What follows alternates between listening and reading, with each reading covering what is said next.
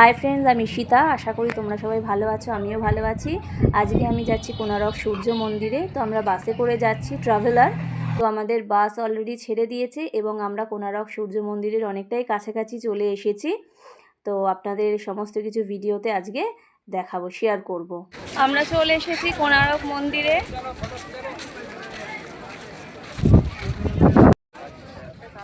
এখানে টিকিট কেটে তবেই আমরা ভেতরে প্রবেশ করতে পারবো। তো টিকিটের জন্য লাইনে দাঁড়িয়ে।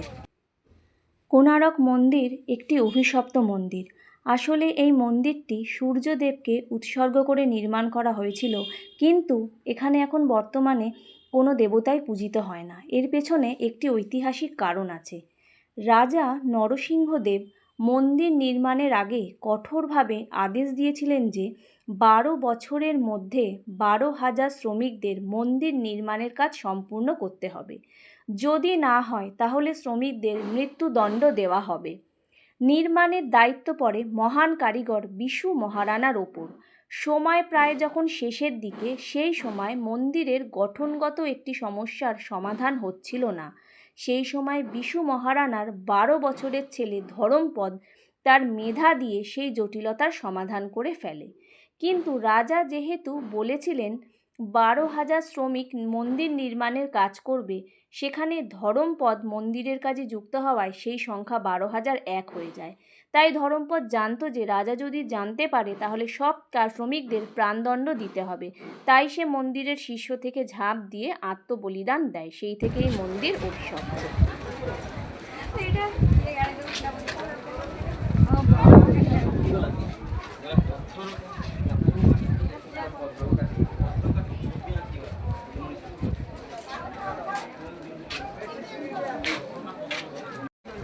আমি এখন নাট মন্দিরে দাঁড়িয়ে মূল মন্দিরটির ভিডিও করছি, এবং নাট মন্দির থেকে মূল মন্দিরটিকে এত সুন্দর দেখতে লাগছে, এক কথায় অসাধারণ।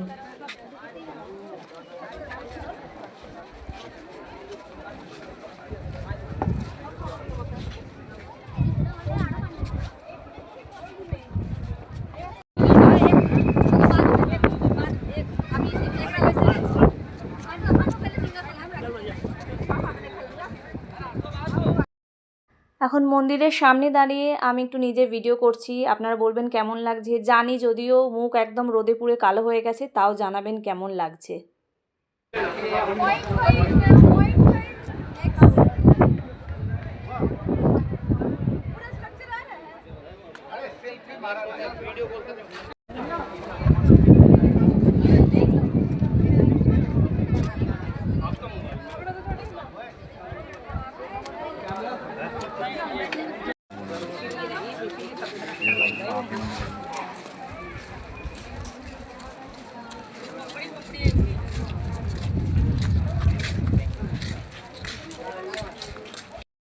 এই যে আপনারা চাকা দেখছেন, মন্দির সংলগ্ন আরও 12টি চাকা আছে। এই 12টি চাকা 12টি মাসকে নির্দেশ করে, আর 7টি ঘোড়া আছে যেটি 7টি বারকে নির্দেশ করে।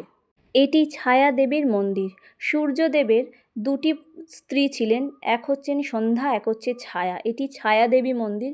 এই মন্দিরটিও অসম্পূর্ণ এবং সম্পূর্ণ হয়নি।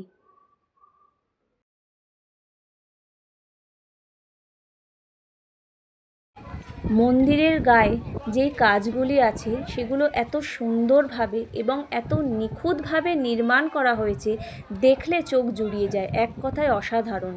যে তখনকার দিনে কারিগররা এত নিষ্ঠার সাথে এবং এত আন্তরিকতার সাথে নিজেদের সবটুকুনি বিসর্জন দিয়ে এইভাবে একটা মন্দির নির্মাণ করতে পেরেছে, এটা জাস্ট ভাবা যায় না।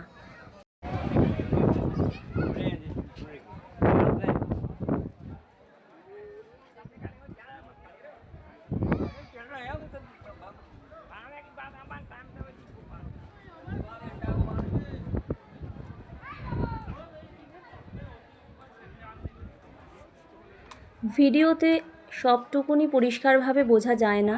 আমি তাও যতটা পেরেছি আমি সাধ্যমতো ভিডিওতে আপনাদের দেখিয়েছি। কিন্তু এটার সৌন্দর্য উপভোগ করার জন্য আপনাদের অবশ্যই চলে আসতে হবে কোনারক মন্দিরে। আর আমার ভিডিওটা কেমন লাগলো সেটা অবশ্যই আপনারা জানাবেন।